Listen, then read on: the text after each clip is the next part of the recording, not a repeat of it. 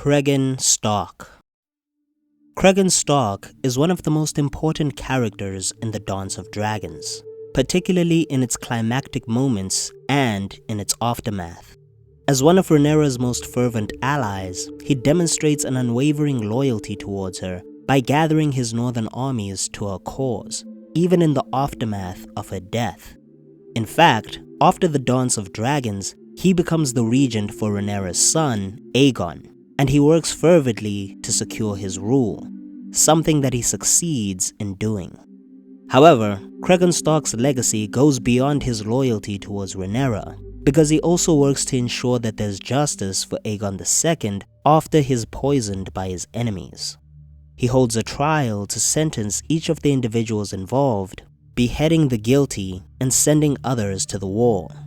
In history, this moment is remembered as the Hour of the Wolf, and it's a moment that shows just how just and resolute of a man Cregan Stark truly was. During his time, he was renowned for his prowess as a swordsman, and the annals of history have remembered him as the Wolf of the North. But how exactly was the journey of him earning this epithet, and why is he regarded as such a legendary figure in Westeros?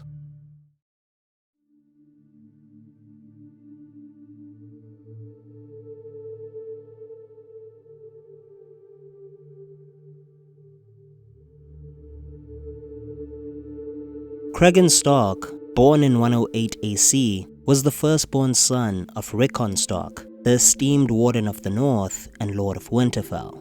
Alongside him, he had a younger brother who had passed at the age of 11, and a beloved half-sister, Sara Snow, who remained his companion for most of his life. When Cregan Stark was 13, his father died suddenly, and his uncle, Bernard Stark, took control of the North as Cregan's regent. It's possible that Cregan's father was actually poisoned by his uncle, because if that's true, then it would explain why Cregan was so insistent to avenge Aegon II later on in the narrative. The death of his own father and the injustice surrounding it might explain Cregan's motivations in wanting to seek justice in punishing those that poisoned Aegon II. It might also explain why he was so intent on securing the reign of Aegon III, as it might have triggered memories of his own powerlessness in stopping his uncle from taking advantage of his father's death. In Fire and Blood, it's said that during his minority and regency, Cregan never really got along with his uncle or his cousins, that he chafed under the limits that Lord Bernard would try to impose on him. Therefore, his commitment to defending Aegon III might have stemmed from his personal experiences, driven by a need to defend the boy from going through the same things that he did as a young lord. For Cregan, though, he eventually came of age and could finally wield the power to rule the North in his own right.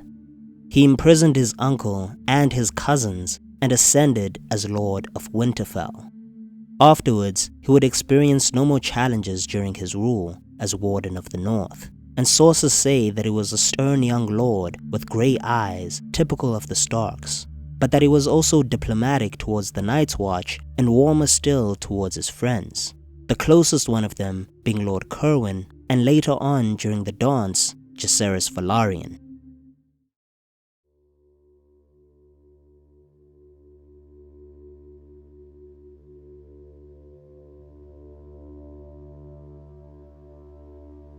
In Fire and Blood, during the Dance of the Dragons, JACAERYS Velaryon travels north to treat with Cregan Stark and to establish a military alliance with him so that the Blacks have the support of the North on their side. This mission is a success for the Black faction, but surprisingly, it also leads to a genuine friendship for Lord Cregan and JACAERYS. It's said that JACAERYS not only received a warm welcome, but that the two men became so close that they drank together, hunted together, trained together, and swore an oath of brotherhood sealed in blood. There are some fans that even suggest that there might have been something romantic between the two lords, but the book says that it's more likely that JACAERYS simply reminded Lord Cregan of his younger brother who had died when he was 11. This does seem like a more plausible justification for their closeness, especially since Jace himself had lost his own brother shortly before. Lord Cregan could have provided him some comfort and solace at this difficult time, him and his bastard sister, Sara Snow. In Fire and Blood, it's alleged that JACAERYS fell for Lord Cregan's bastard sister, Sara Snow, a wolf maiden that comforted him during his time of mourning and grief. Mushroom claims that so smitten was Prince JACAERYS with this creature, a bastard daughter of the late Lord Cregan Stark, that he lay with her of a night. We know that Mushroom's tales are usually very ribald and scandalous, so it could be that this is just an embellishment or a fabrication of what actually happened. However, we have seen how some of Mushroom's tales have proven to be true in Season 1, so it's possible that the show could adapt Mushroom's version into the story, possibly introducing some nuance into JACAERYS Velaryon's character.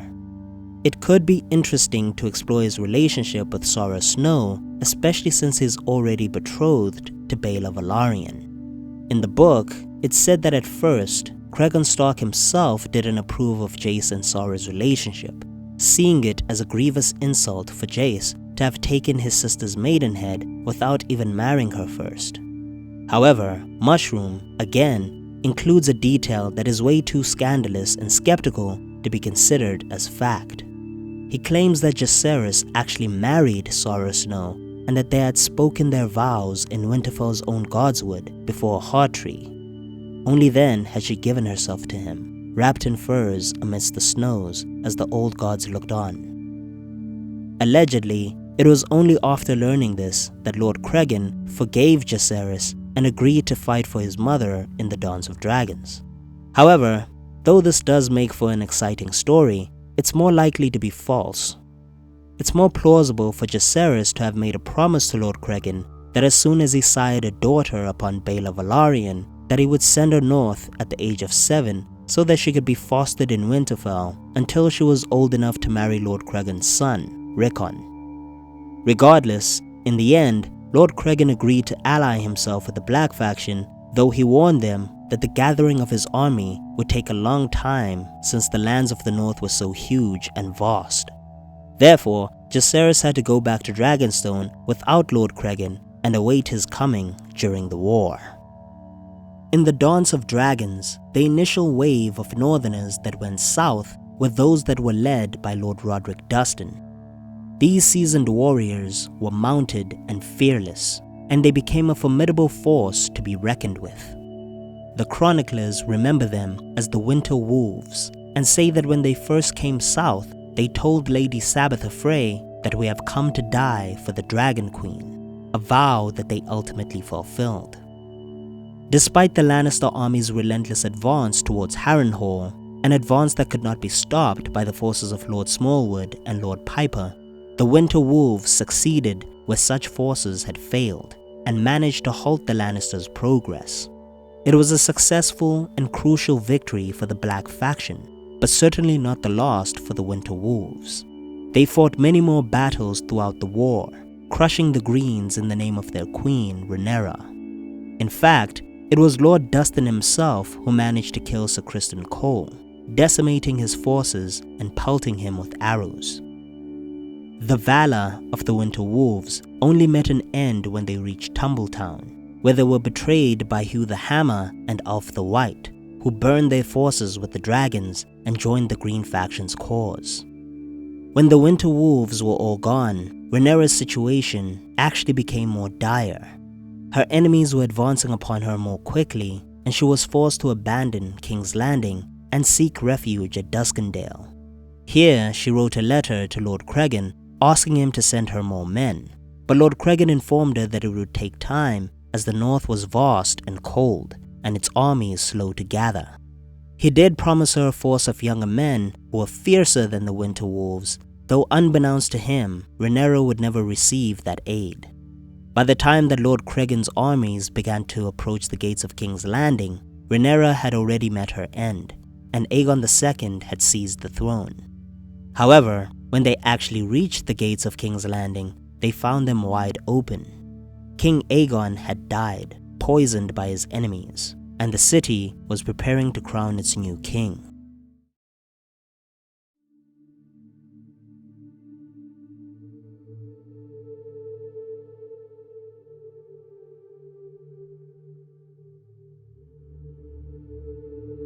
At first, when Lord Cregan arrived in King's Landing, his main focus was to avenge his dead queen, Rhaenyra. It's said that he wanted to keep his vow towards JACAERYS Velaryon, and that many of his men supported him because they too were hungry for battle. The North was now experiencing winter, so many of them didn't expect to go back home, sparing their families the burden of an extra mouth to feed. Their resolve was unwavering, and their determination was fierce. They wanted to avenge their queen and fight for her till the death. Lord Cregan wanted to go further south and lay siege to Storm's End, Old Town, and ultimately Castle Rock, holding each of these castles accountable for choosing the wrong side in the conflict. However, he faced opposition from Corlys Velaryon, who spoke out against the audacious plan. "The killing has gone on too long," the old man said. "Rhaenyra and Aegon are dead. Let their quarrel die with them." Lord Corlys also pointed out that most of the lords that had fought for Aegon were now all dead, and that their castles were being held by young boys who were never involved in the Dance of Dragons. However, Cregan Stark simply replied, "Small boys become large men in time, and a babe sucks down his mother's hate with his mother's milk." After the brutalities of the war, many were tired and opposed any further conflict. They were against Lord Cregan's plans, but they knew that he could not be swayed. Some even suspected that Lord Cregan would take power for himself, kill the king, and take Aegon II's daughter, Rhaenyra, for his queen.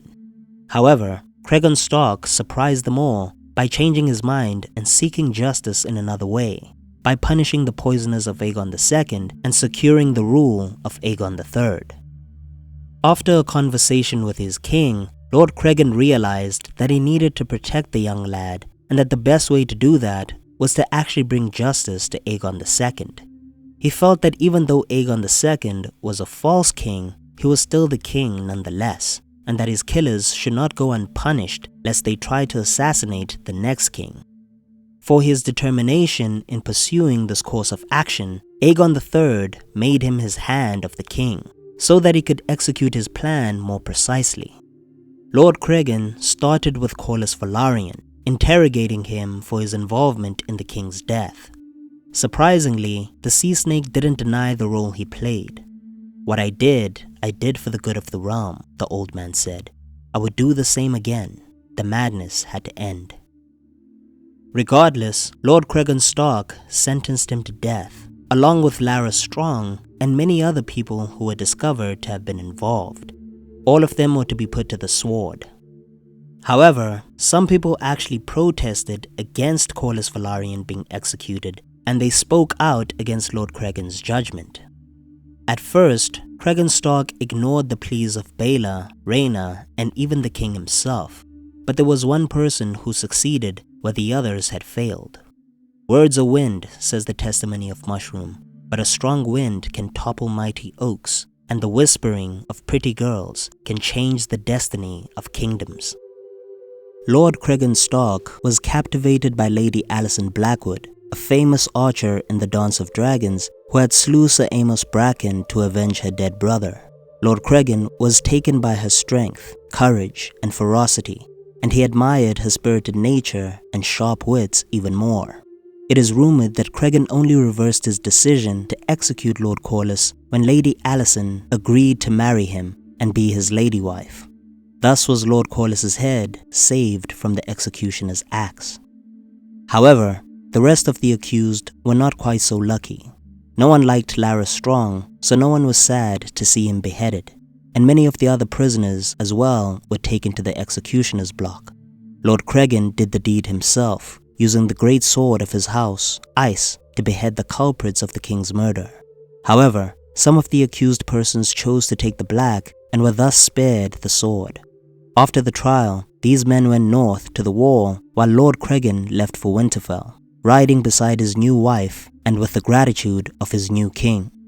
Aegon III was therefore coronated, and the hour of the wolf was over. Cregan Stark ruled the north for many years after the hour of the wolf. In fact, so long did he rule that he was later on referred to as the Old Man of the North in his old age. Chroniclers are uncertain about how long his rule was exactly, but some suggest that it was still around during the reign of Daeron the Good and the Blackfire rebellions that followed. His time of death remains an uncertainty. However, during his life, he was remarked upon as a great supporter of the royal family, even maintaining a good relationship with King Aegon III after the Hour of the Wolf.